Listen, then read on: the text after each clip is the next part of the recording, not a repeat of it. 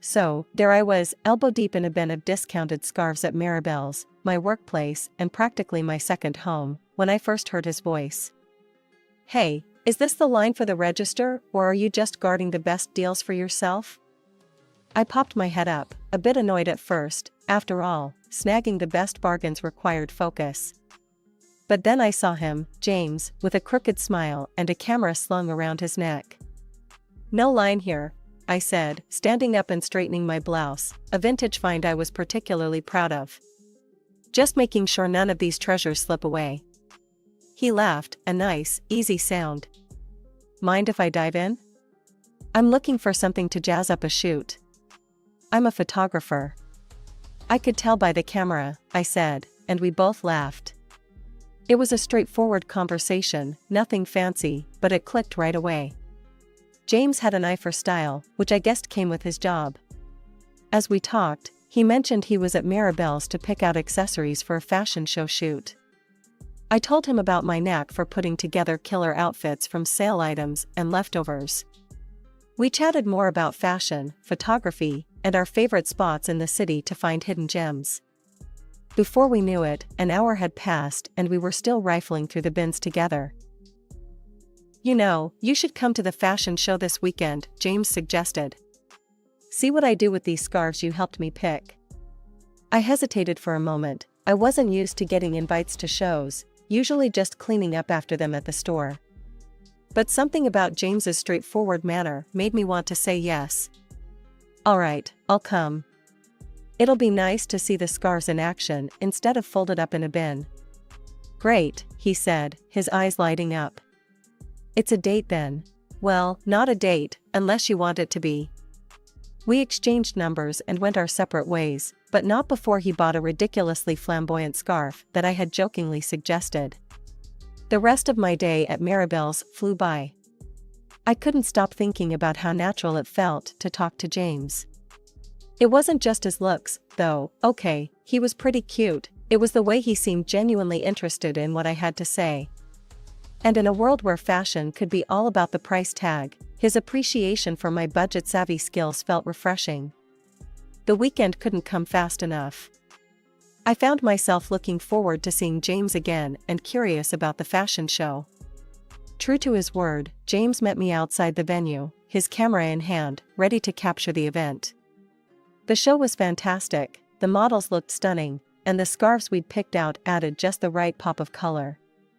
Afterward, James and I headed to a cozy cafe nearby to talk more over coffee. Sitting across from him, I felt a connection that was hard to ignore.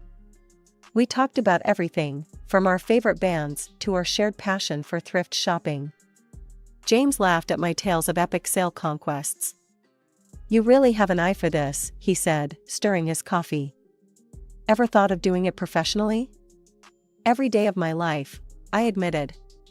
"But it's tough to break into styling full-time without the right connections." Things moved quickly after that. Before I knew it, James was introducing me to his family. His parents were warm and welcoming, which eased my nerves a bit. His mom, Linda, hugged me right away, and his dad, Mark, was all smiles as we sat down for dinner at their place. "You have a lovely home," I complimented, genuinely impressed by the cozy decor. "Thank you, dear," Linda replied. We tried to make it welcoming. Dinner was going smoothly until Claire, James's younger sister, walked in. She was the complete opposite of the warm reception I'd received so far. Dressed to the nines, she eyed my outfit, a chic ensemble I'd snagged at a fraction of the cost, and smirked. "So, you're the girl James can't stop talking about," Claire said, her voice dripping with a mix of curiosity and disdain. "I guess I am," I responded, trying to keep the atmosphere light. Our conversation was interrupted by Mark's compliment about my outfit. "You look wonderful tonight, Elise. James tells us you're quite the bargain hunter." Proudly, I said. "Thank you. Yes, I love finding good deals. Makes fashion more fun when it's like a treasure hunt." Linda nodded in approval, but Claire just rolled her eyes. I couldn't stand wearing something so economical. I prefer the finer things in life, not leftovers from a clearance bin. Mark frowned slightly at his daughter's rudeness. Claire, you could learn a thing or two about saving from Elise here. Oh, please, Claire scoffed. I'm not about to pinch pennies and miss out on the best. Life's too short for second-hand silk. The table went quiet. I felt my cheeks burn with embarrassment. James, meanwhile, just gave Claire a weak smile and didn't say a word. It stung that he didn't stand up for me. After dinner, as we were leaving, I couldn't hold back any longer. James, why didn't you say anything? Your sister was outright rude. He sighed, a look of discomfort crossing his face. Look, Elise, I know Claire can be a bit much, but she's my sister. I have to stick by her, you know? But sticking by doesn't mean you let her walk all over me, or anyone, for that matter, I countered, frustrated.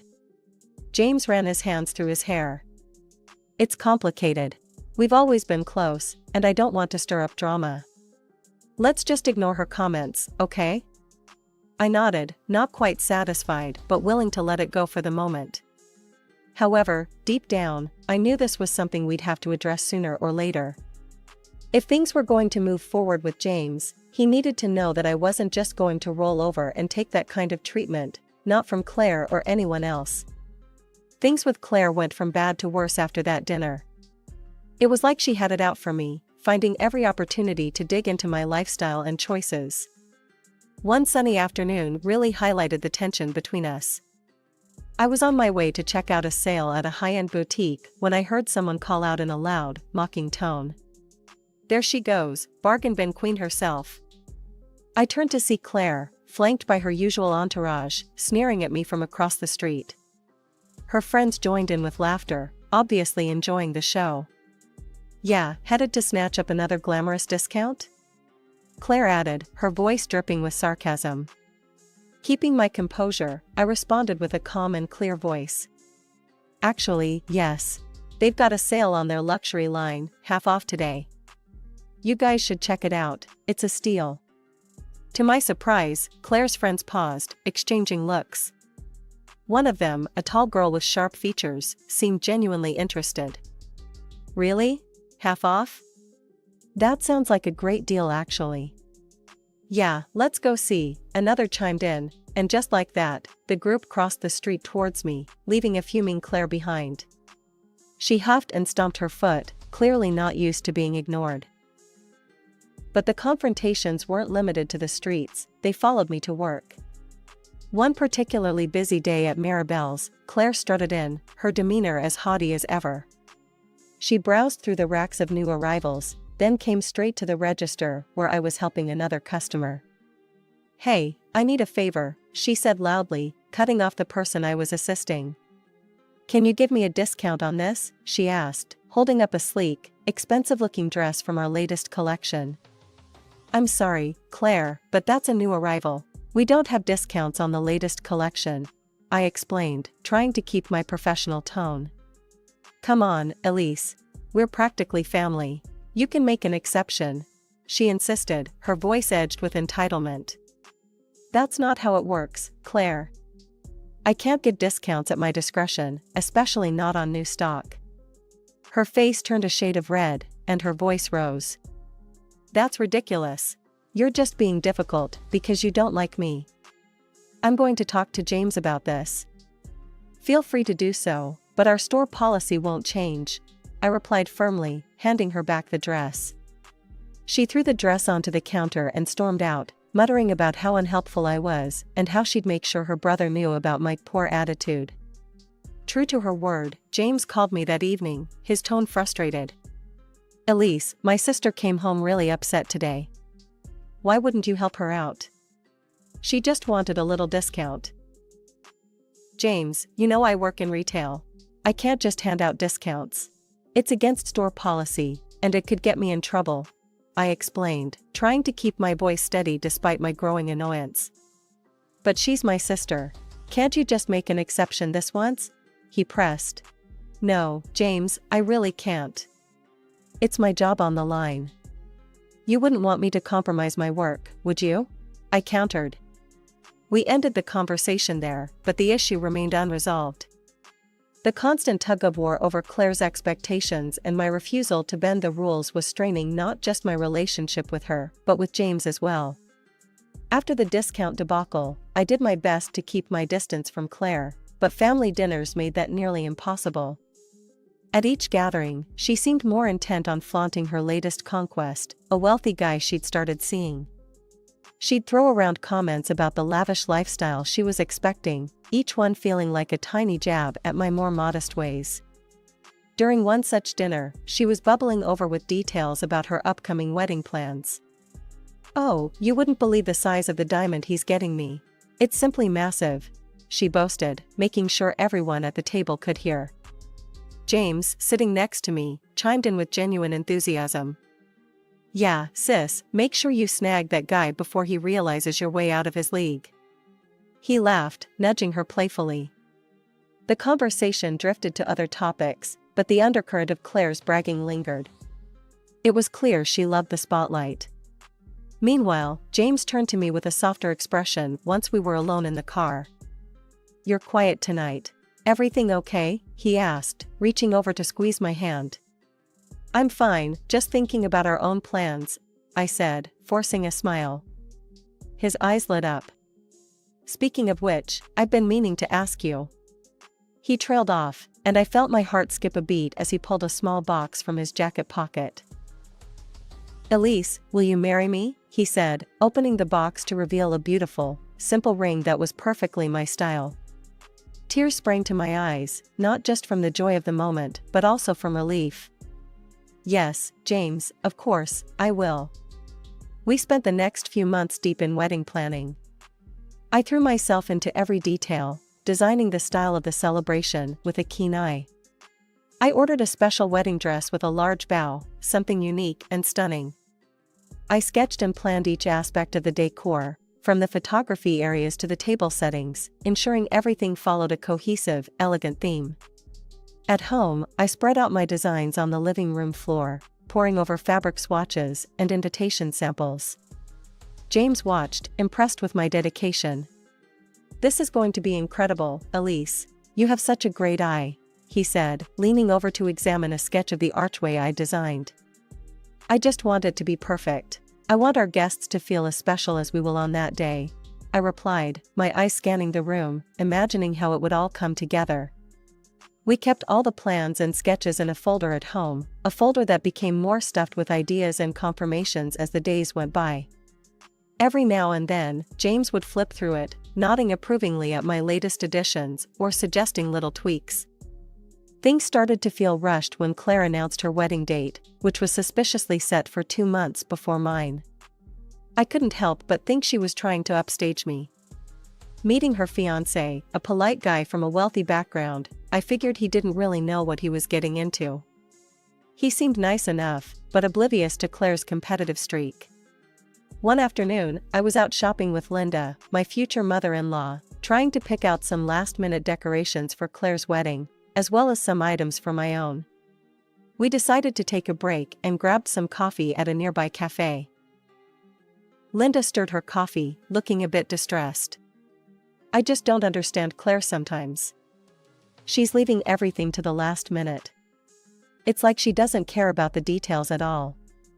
I nodded, sipping my own coffee. "Yeah, it's a lot to pull together a wedding." Linda gave me an awkward smile.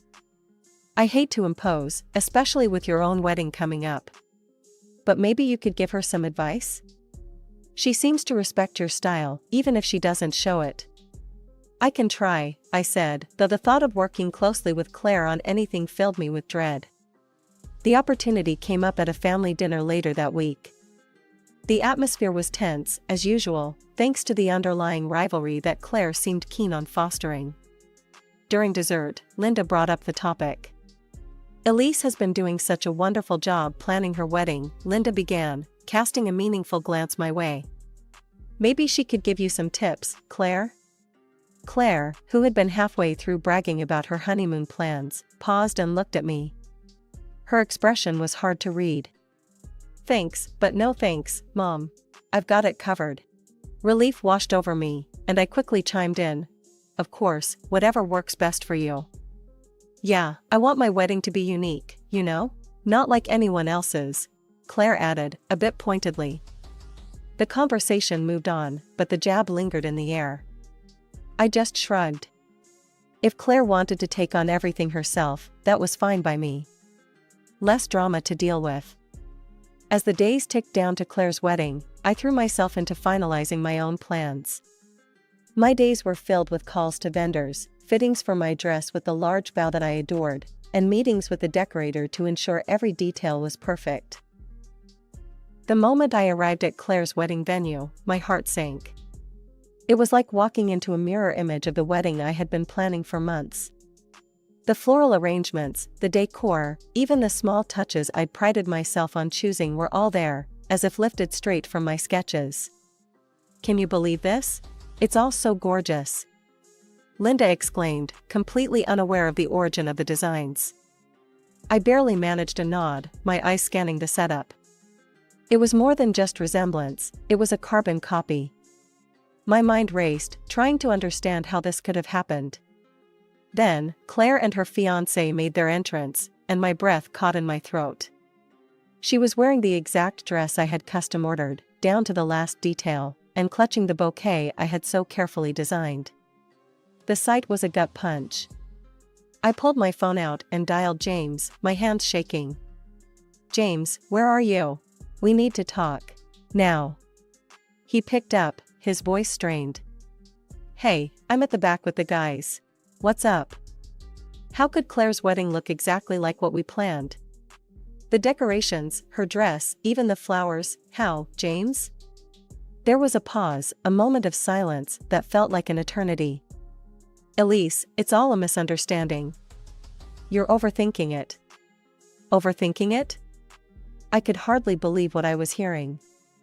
I needed answers, and I needed them now.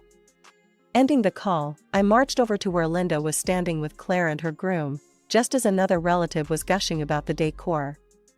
It's just stunning, Claire. The creativity here is amazing. How did you come up with all this? They asked, their voice filled with admiration. Claire glanced at me, her smile faltering for a moment before she regained her composure. Oh, you know, I've been planning this for months. Wanted to keep it a surprise. I couldn't hold back. Really, Claire? When did you start planning? Because it looks exactly like the plans I have at home. The ones I showed to James. The area went quiet. Heads turned. Claire's face turned a shade of red, but it was James's reaction that caught my attention. He hurried over, his expression pleading. Elise, let's not do this here. It's her big day, he whispered, trying to lead me away by the elbow. Ignoring his attempts, I pressed on. No, James. I want to know why my wedding, our wedding, has been replicated here today. Linda, looking between us, finally spoke up. What's going on?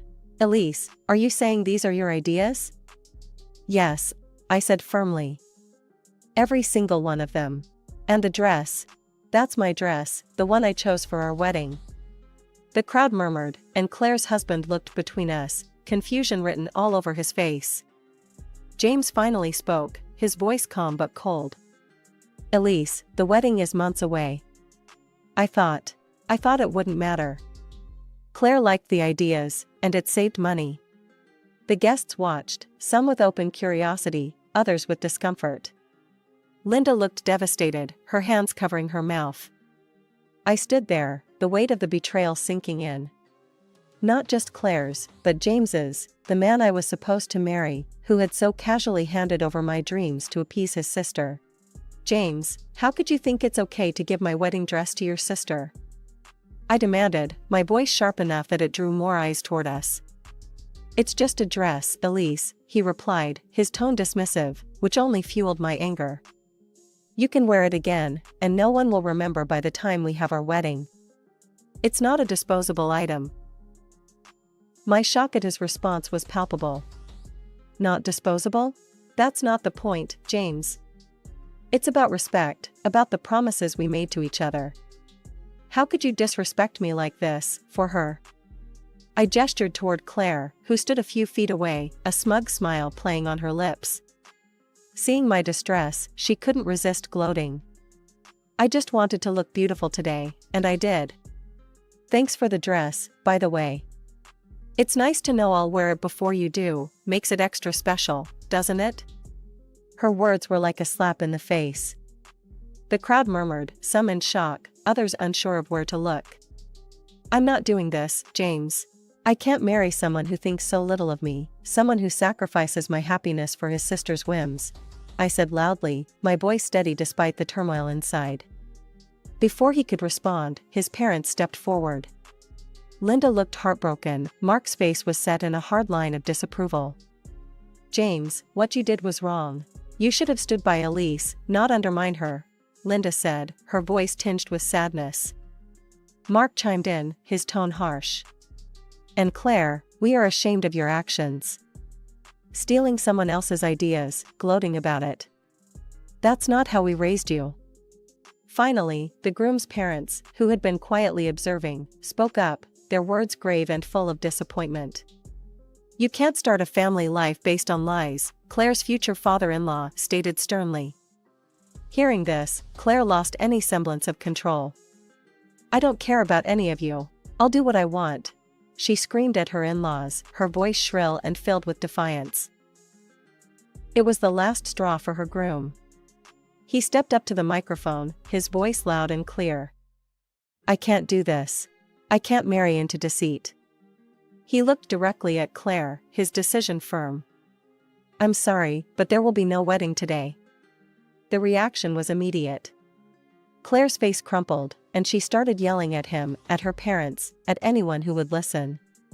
James, ever the peacemaker, tried to soothe her, but the damage was done. His parents looked on, dismayed and disappointed. This is all your fault, Elise. James spat out, his words laced with blame. You ruined my sister's wedding day. No, James, I said, my voice calm but cold. Claire ruined her own wedding day.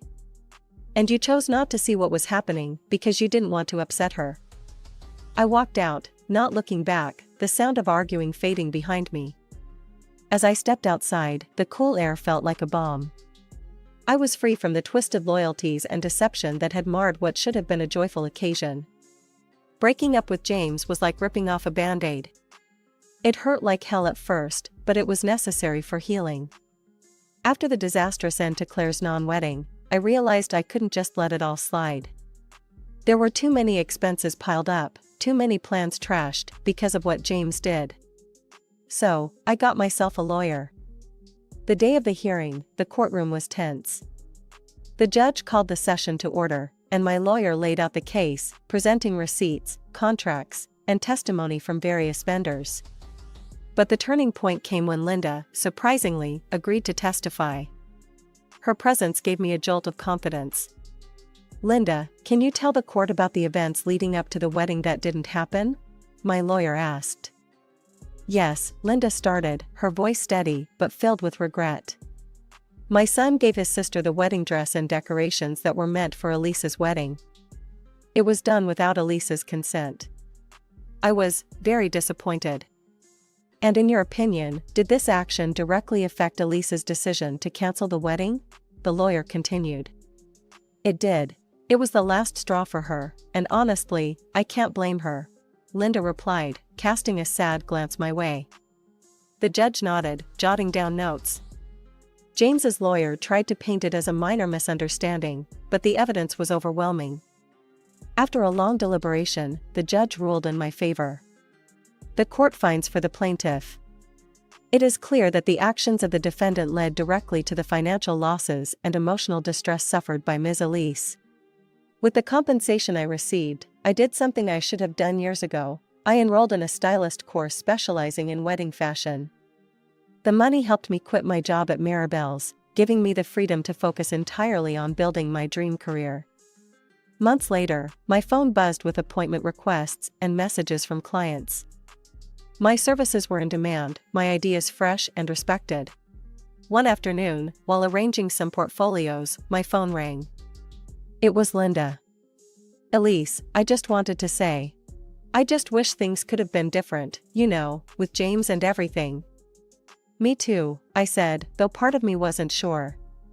If not for that disaster, I might never have found my true path.